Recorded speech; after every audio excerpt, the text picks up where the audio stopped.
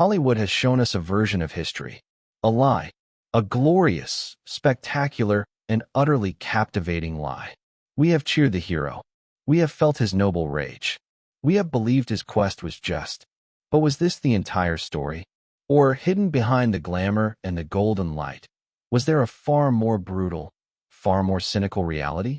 When we think of the Roman arena, our minds conjure the Colosseum, a wonder of the world, the heart of Rome's power. But arenas were everywhere. In small, forgotten towns, in the most distant, windswept provinces. The great Flavian amphitheater, the Colosseum, was merely the grandest example of a global network of spectacle built in the late 1st century. These were not mere fighting pits. They were pillars of Roman culture and symbols of absolute political power. The ludi, or games, were not merely entertainment. They were gifts handed down by the ruling class to secure the loyalty of the masses. It was a simple, brutal equation, a cynical bargain known as bread and circuses, a sophisticated, political tool to keep the vast, restless populace fed, entertained, and dangerously docile. The arenas were the true social gathering points. Here, all classes of Rome came together, divided by their status but united in their gaze.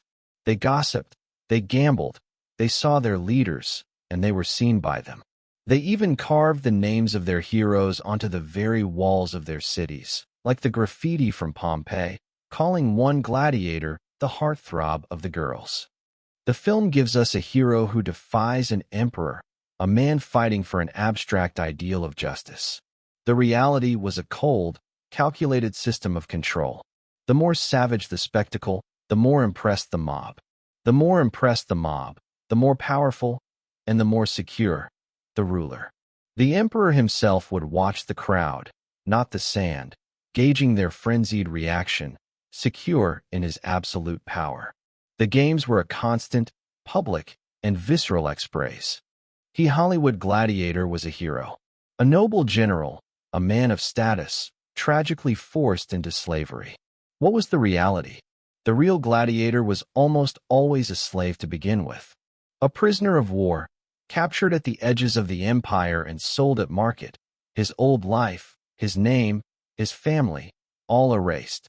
He was brought to the ludus, not a training camp for warriors, but a high-security prison for the condemned.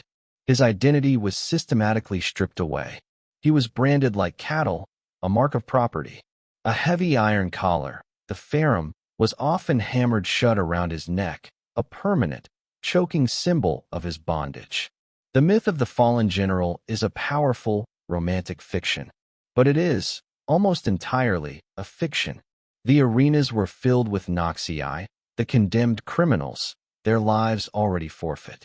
Or they were filled with the Octorati, free men, often bankrupt nobles or desperate debtors, who voluntarily sold their own bodies into the games, trading what little freedom they had for shame and the slimmest chance at prize money.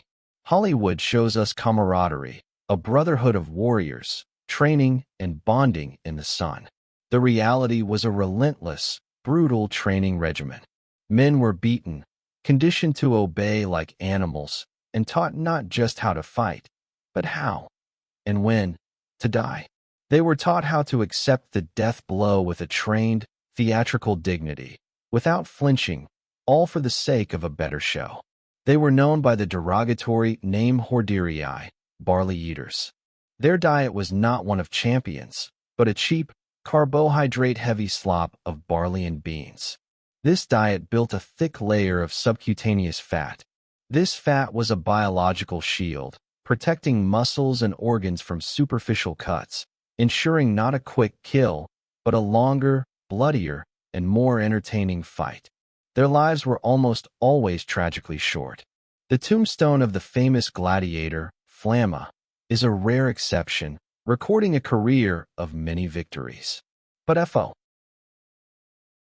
The Hollywood duel is a fight of equals. It is an honorable, dramatic showdown between two masters. The reality was a sport, but a sport governed by cold, hard rules and designed for maximum blood. A summa rudis, or chief referee, and his assistants monitored the fight with an iron will, not to ensure fairness, but to ensure the spectacle was delivered. The pairings themselves were deliberately mismatched. This was not about fairness. It was about drama. It was a tactical, bloody game of cat and mouse, speed versus power, net versus shield, the retiarius versus the secutor. Hollywood gives us the clean, heroic wound. A single, red line of blood that fuels a hero's rage. The reality was a sickening, biological horror. A curved blade, designed not to cut, but to tear muscle.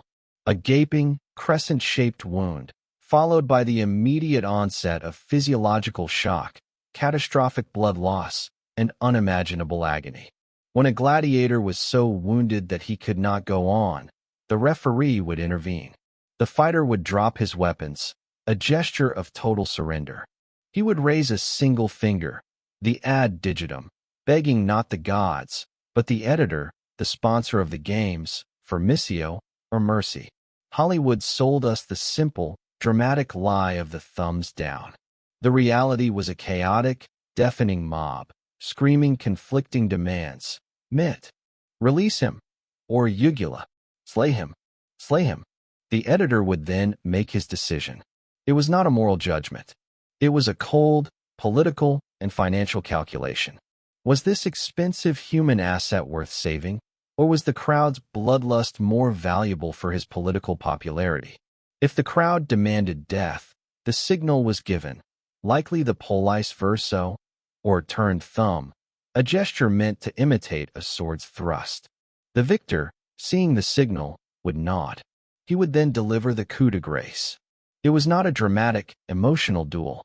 It was a swift, procedural execution. The crowd would erupt in a wave-o. Hollywood would have us believe the games were only, and always, about gladiators. This was, by far, the smallest, and often the last, part of the day. The true festival of blood began at dawn. It began with the Venetians, the great beast hunts. The arena would be transformed with elaborate sets, creating artificial, wild forests. Exotic animals, captured from every corner of the known world, were released from trapdoors, confused, terrified, and violently enraged. They were met by the bestiarii, or beast fighters. These were not heroic gladiators. They were low-status, lightly armed hunters, or often condemned criminals with no armor at all, sent in to be torn apart in a shockingly fast and brutal spectacle. The film shows us a dramatic, one-on-one duel between one man and one tiger. The reality was an industrial-scale slaughter. Countless animals, bears, boars, deer, lions, elephants, hunted down in a chaotic free-for-all, a terrifying symbol of Rome's power over nature itself. But the true, unimaginable horror began at midday. This was the lunchtime show. The Noxii, the condemned criminals, were herded onto the empty, sun-baked sand. This was not combat. This was calculated, state-sponsored, public execution. It was damnatio ad bestias, death by beasts, where starved animals were set upon helpless, chained victims. It was damnatio ad crucem, crucifixion, the state's ultimate tool of terror, enacted for the crowd. Or it was damnatio ad flammis, burning alive, where victims were dressed in pitch-soaked tunics and set ablaze as human torches. And what was the crowd's reaction to this unimaginable daily horror? Detachment. This was the true banality of evil. They ate their lunch. They talked. They laughed. The agonized screams of the dying were simply background noise for their midday meal. Only in the afternoon, after the sand was raked clean, did the main event begin. The Pampa, the grand parade of the real gladiators, would enter to the Blar. He was Fama, the star, his image immortalized in the mosaics of wealthy villas. But he was also Infamia, the outcast, eating his slaves' rations in a cold, dark cell. The film gives us a noble, tragic, almost chaste love. The reality was a bizarre commodification. His very sweat and grime, the strigmenta, was scraped from his body after training, bottled in vials, and sold to wealthy matrons as an exotic, high-status aphrodisiac. His very blood was collected as it dripped from his wounds and sold at the gates as a magical, ghoulish cure for epilepsy. He was a human sacrifice, a dark celebrity, and a medical product, all at the same time. The crowd's frenzy was not just simple bloodlust. It was a near-religious, cultural fascination with virtus, or valor, in the face of mors, or death. This brutal culture, which had defined Roman identity for half a millennium, could not last. A new faith, Christianity, with its radically different morality, began to challenge these savage games. Finally, in the early 5th century, as the Western Empire began to crumble, the Emperor Honorius issued the final edict. The Munera, the gladiatorial games, were banned. The Ludi fell silent. The great arenas, their purpose gone, fell into ruin. The Colosseum itself, once the roaring heart of the world, became a skeleton, its underground chambers exposed to the sky. Hollywood gives us a personal, hopeful legacy. Small, carved figurines, buried in the sand, a promise of reunion in the afterlife. The real legacy, unearthed by archaeologists, is colder, harder, and written in bone. It is the anonymous femur of a gladiator, marked by horrific, massive, healed fractures, scientific proof of a life of repeated, brutal trauma. Proof that he was not a hero, but an asset, patched up by doctors and thrown back into the fight, over and over again. Until, inevitably, he was killed. Today, tourists take smiling selfies in that same arena, utterly disconnected from T.